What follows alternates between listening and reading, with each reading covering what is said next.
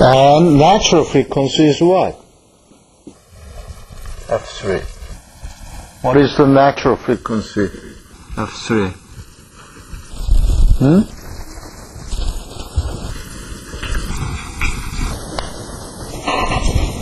F3?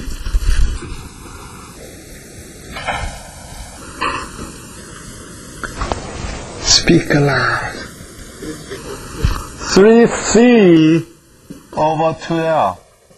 So F3 is bigger than F2. F2 is bigger than F1. F2 is twice of F1. F3 is 3 times of F1. Is it always true? No. This is only true when we have this boundary condition. Okay?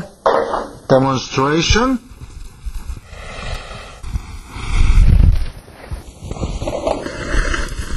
Magic string.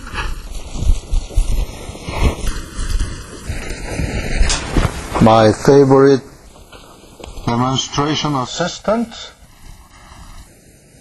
The boundary condition you have is what?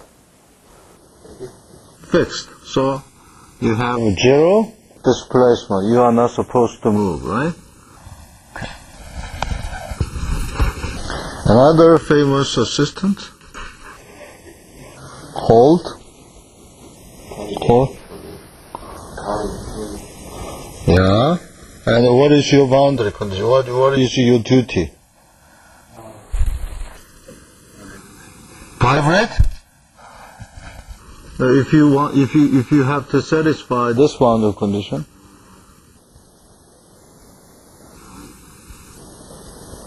you are not supposed to move, right? You are at L. Okay. Tension? Okay, it's a tension. You can measure.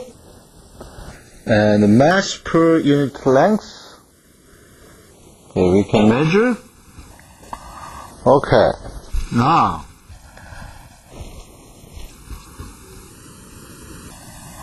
first mode. Right?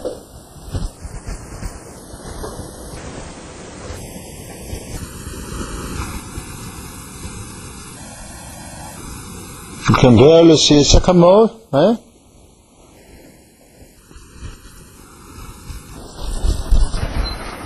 It's not easy, but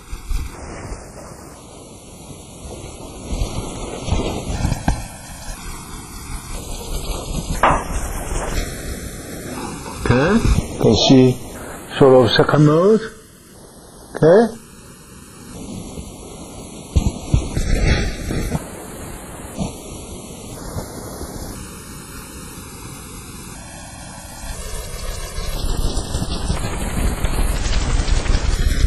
You can see higher mode.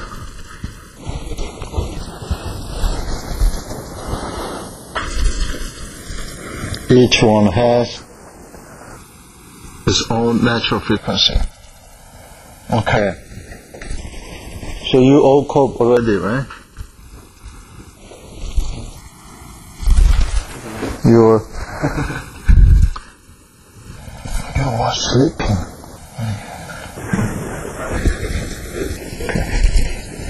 Now,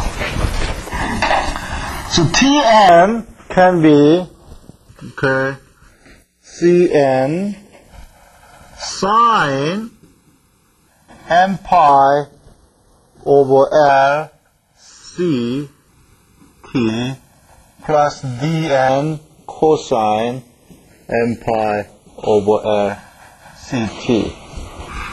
No. You're supposed to keep hold of this. If there's anyone who is sleeping, then I will use he or she as a boundary condition. Okay?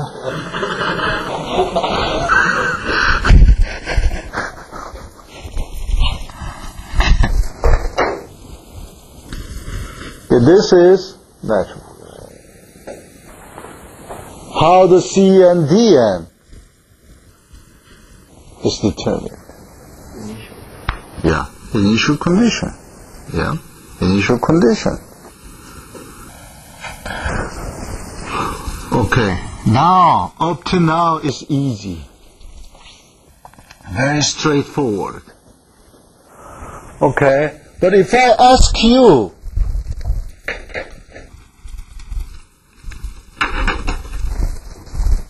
what if I, as a string,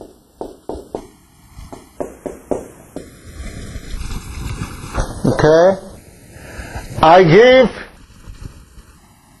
initial velocity, okay, initial displacement, W x0 as, for example, W0.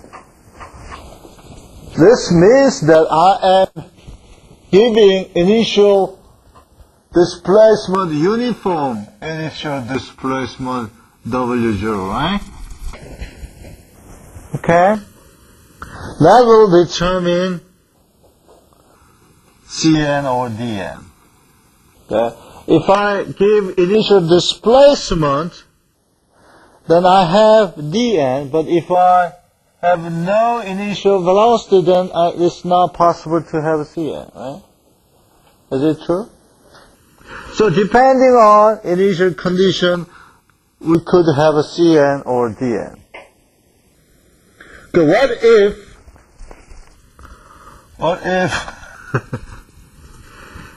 I have, okay.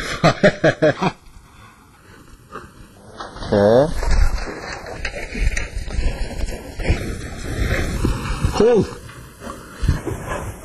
I know you didn't sleep, but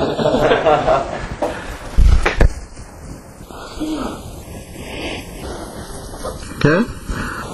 If I have initial velocity at the center, which is approximately over here, and I hit it,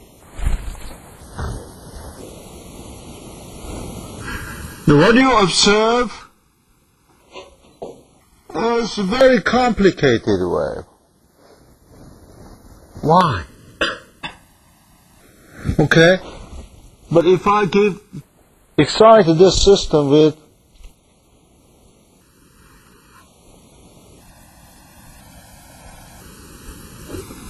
okay, then I have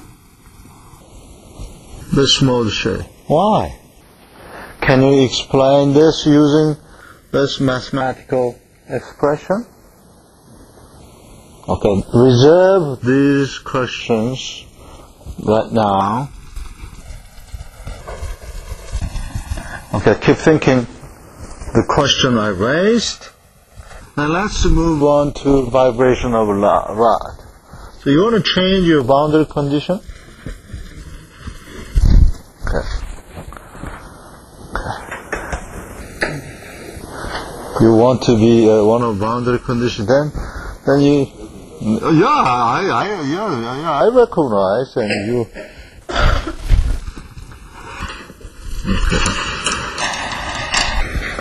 Okay, rod. Vibration of rod. When we derive the governing equation, what we did, we look at the infinitesimal element of a string, right? And what kind of force acting over here? As a T and T, dt, dx, dx. This is just use the Taylor expansion. And that has to be equal to what?